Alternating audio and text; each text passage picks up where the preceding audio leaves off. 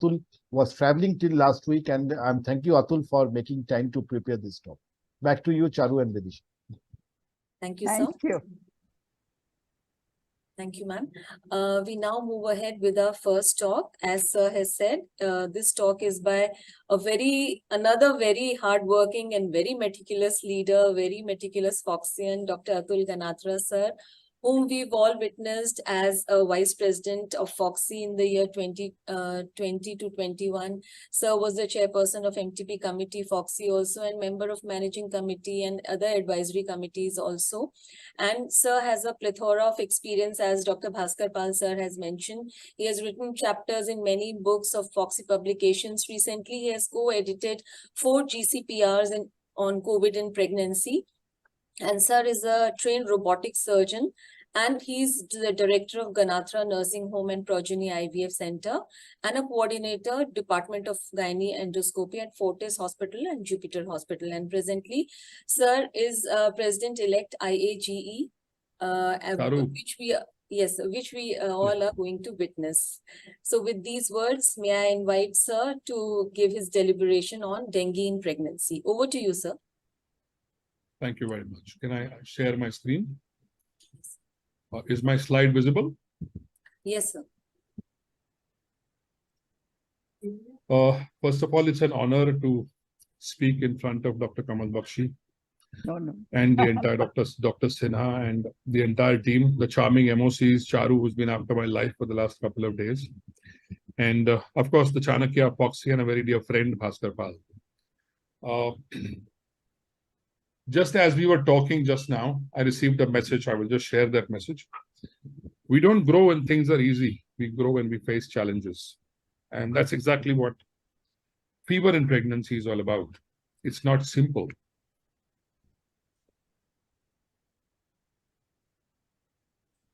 Thank you very much to the entire team of Wisdom Webinar. And like I said, the Chanakya Foxy designs the whole program beautifully with Bhaskar and Sebanti.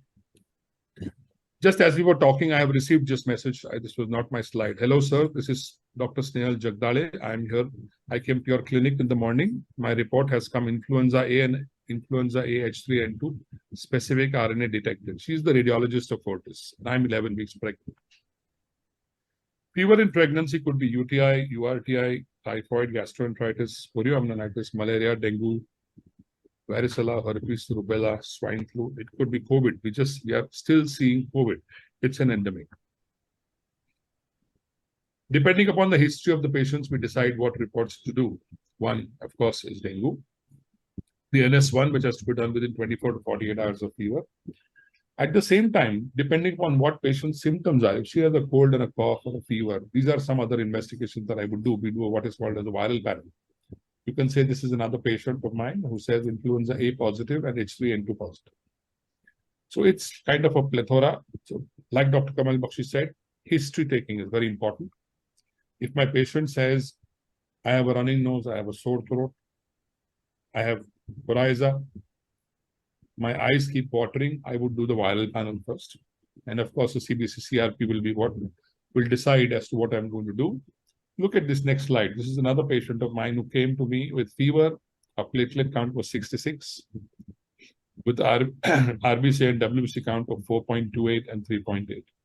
48 hours later, this is her WBC count dropped to 2.98 and her platelet went down to 26. Eventually, she was dengue positive. I think the CBC report, history taking and CBC report probably makes the diagnosis for you. Just today, I have seen another patient with a WBC count of 2850, the platelets, which are 168. 4 days back, her platelets was 2.25. So it's not one reading. It's a series of readings that have to be done to be able to make a diagnosis. We sometimes, when we are confused, we do this BioFire test. It's an expensive test, but when we are in a fix and nothing comes positive, we do these tests. We get about 16 tests in 15 minutes with a throat swab. You can see all the tests that can be done, which includes dengue. Once we have picked up measles in a 42-year-old lady, when we couldn't pick up the rash that she had all over her body. Look at this case. Case 1, pregnancy with dengue and thrombocytopenia. A 28-year-old girl, G2P1L1, 39 weeks of pregnancy, dengue NS1 positive with platelet of 34,000 was referred to us. Menstrual history 30-12-20, 39.2 by dates. Previous LSCS in view of oligohydramnios. Admission 210-21, platelet of 34,000. BP of 160-100, LSCS scar there, cephalic presentation, cervix not inducible. USG mild pleural effusion, this is important. Single live intrauterine pregnancy 37 to 38 weeks with severe oligohydramnias. AFI of 5, fetal cardiomegaly with dilated right atrium and right ventricular dysfunction with severe uteroplacental insufficiency. Patient, in spite of those readings, was planned for an emergency LSCS because we thought that we would lose the baby otherwise. Everything was explained to the patient, right from the fact that the patient would go back to the ICU because she's not in an ideal condition for surgery. But if we don't do anything, we would lose the baby. Investigations, hemoglobin 7 grams, platelet 31,000. By ELISA, IgM negative. Remember, it doesn't come positive, dengue IgM till for 5 days. We gave 2 pints of PRBCs and 2 SDPs were given on table. Just about when you were supposed to start the LSCS. Obviously, general anesthesia was given. A 2.67 kg baby cried after birth. We cried noticed, handed over to the pediatrician. Patient had ketonic BPH and we took Whelan sutures.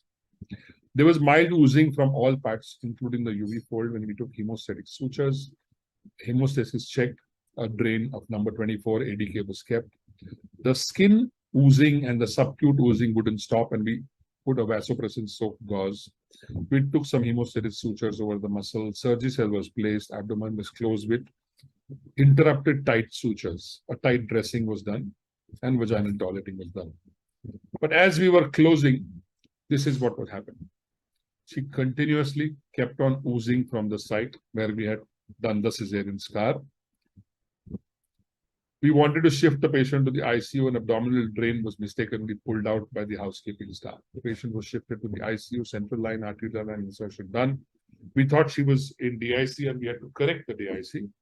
But the patient's HB dropped in spite of a blood transfusion. CT scan, hematoma involving the inferior aspect of the abdominal wall, extraperitoneal space in the pelvis and in the peritoneal spaces, active extravasation in the anterior abdominal wall, along the bladder flap and both sides of the uterus. We had to take the patient for OT. And mind you, this is 21 peak COVID time.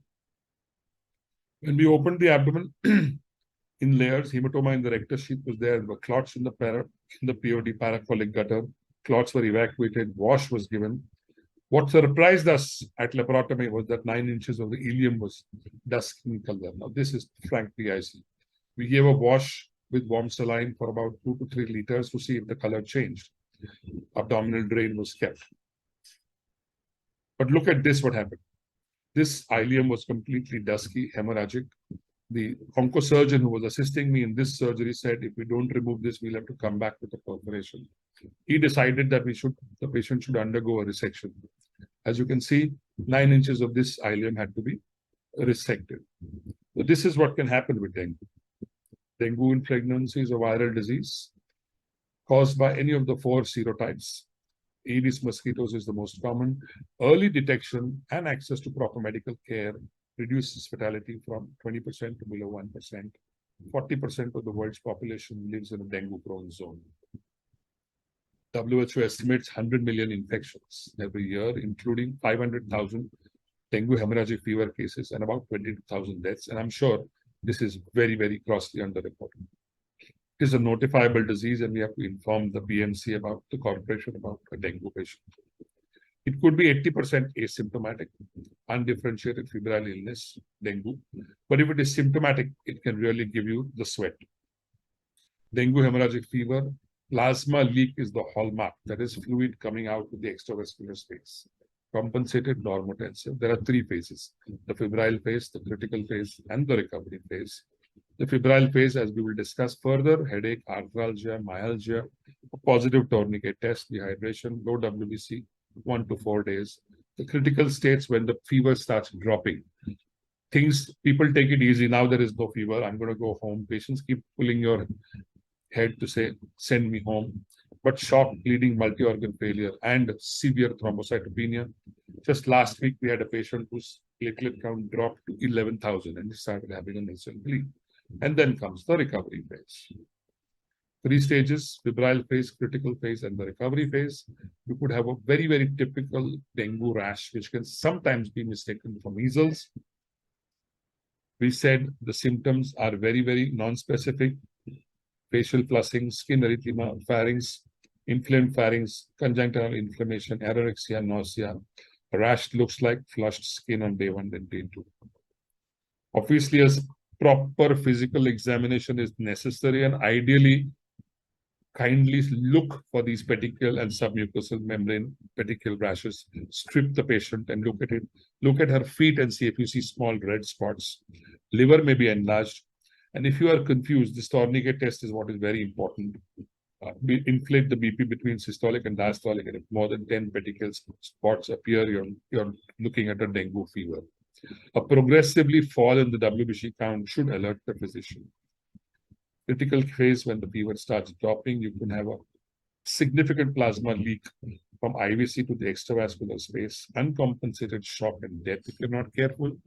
Till the end, you will feel the patient is doing fine, and suddenly she goes into multi-organ failure. And here is where the role of the tertiary care unit comes.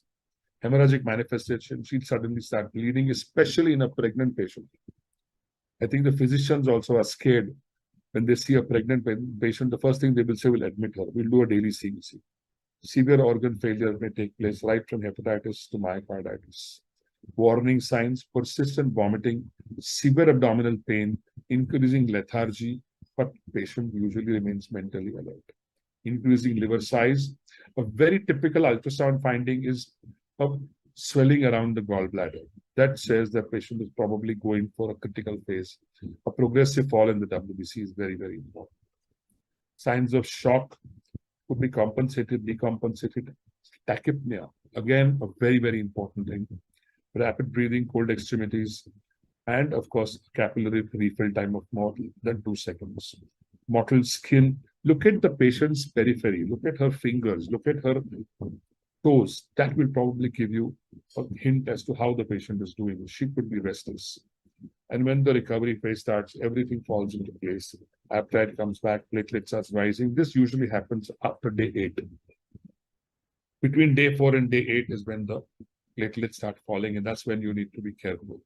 Complications like hypervolemia. Please see on ultrasound the IVC. If the IVC is collapsed, ideally in the critical patient, a central line should be placed. The physicians in the ICU are scared because the platelets are low. Adverse pregnancy outcome. It is still uncertain whether it is a significant factor. Preterm birth, low birth weight, cesarean deliveries, IUFD, and risk of vertical transmission. We've seen many, many patients of subcutaneous hematomas, large hematomas happening after a cesarean was done, when a CBC was not done just prior to her cesarean section. We live in an endemic area of dengue and malaria. Please, please do not take the patient up for surgery unless you have at least a CBC. Very often we see a patient whose cesarean has been done and the CBC, last CBC was done 4 months back or 3 months back. Simple CBC, SGOT, SGPT are 2 tests that I would do on my patient before I take her up for a cesarean. I'm sure we have that 1 hour or 45 minutes. Risk of vertical transmission is well established. Significant impact on dengue at parturition. Severe bleeding may complicate delivery. You may have an abruption, you could have a DIH, you could have a DIC because of the marked thrombocytopenia with or without a plasma leak. Termination of pregnancy, there is insufficient data on that. Vomiting was one of the most important signs. Challenges in recognition of the dengue disease. I think it's just very simple. What the mind doesn't know, the eyes don't see. A simple CBC report will give you all the information. Challenges could be baseline tachycardia, lower baseline blood pressure, low baseline hematocrit. Challenges in monitoring and management. The leakage, extravascular to intra to extra space, decompensated shock, and multi-organ failure. These are very, very important signs. That's why I said just a CBC and a SGOT, SGPT are important. Touch the patient, feel the patient, look at the liver, if possible, get an ultrasound done. If delivery is inevitable, please be very careful. Get a coag profile done. Keep SDPs ready. or you may have to give 6 RDPs on table. The effect lasts for only 2 to 3 hours. That's why you need to start the surgery as soon as possible. Color and blood products are extremely important. Of course, your normal third stage management has to be there, oxytocin.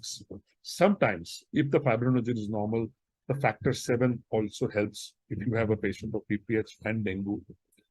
Admission criteria: all pregnant patients with dengue fever are advised admission for close monitoring, 4-hourly temperature chart, pulse, BP, blood pressure. These are very important. Tachycardia, a baseline tachycardia and tachypnea are extremely important in a patient like this. Ensure that the urine output is good, minimum 100 cc every 4 hours. Labs, daily CBC, and very, very important. Treatment is, asymptomatic. Just symptomatic. But remember, you can't give a 500 milligrams of paracetamol to an 80 kg patient. You have to give paracetamol in a dose of 10 to 15 milligrams per kg body weight. If fever doesn't come down with that, you could use mefenamic acid. There is nothing else. Oral hydration, 2 to 2.5 liters, which could be ORSL, coconut water, fungi juice, are encouraged. And alert if the patient has less output, vomiting, lethargy, and narrow pulse. Just recently, I saw a patient who had nasal bleed and dengue, but the sister and the duty doctor didn't realize that she was taking aspirin. Please look at the patient's treatment chart. You can't say, "Jo dawai chalu hai, wo chalu rakho." That aspirin has to be stopped. IM injections have to be avoided. Post-delivery newborns, the pediatrician has to do a dengue test. Normal saline is better than RL in these situations. Please remember that. Colloids to be given only if the patient is in shock.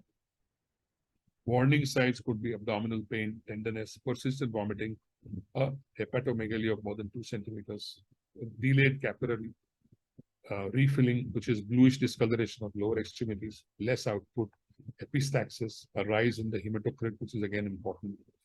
Monitor vitals, catheterize the patient, intense fluid resuscitation, normal saline, bolus of about 5 to 10 ml per kg, 2 hourly, then 5 ml per kg. You have to give about 80 ml per kg to a young patient. See that the urine output is maintained. Do not do induction of labor unless it is absolutely necessary. If you can buy those 6 or 7 or 8 days, patients will recover.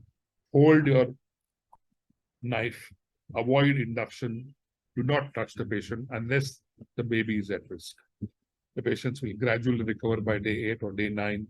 The WBC count starts going up, hematocrit settles down. The hematocrit is high because of vasoconstriction or hemoconcentration rather.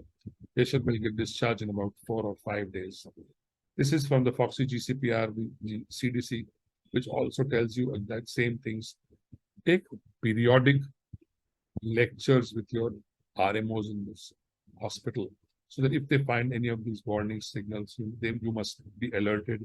You could have group A, group B, and group C. Group A can be home management. Patient can do a daily CBC and send it to you. Group B and group C obviously need intensive care management. Warning signs, we've already told you. Vomiting, tachypnea, tachycardia, these are important things that you need to look at.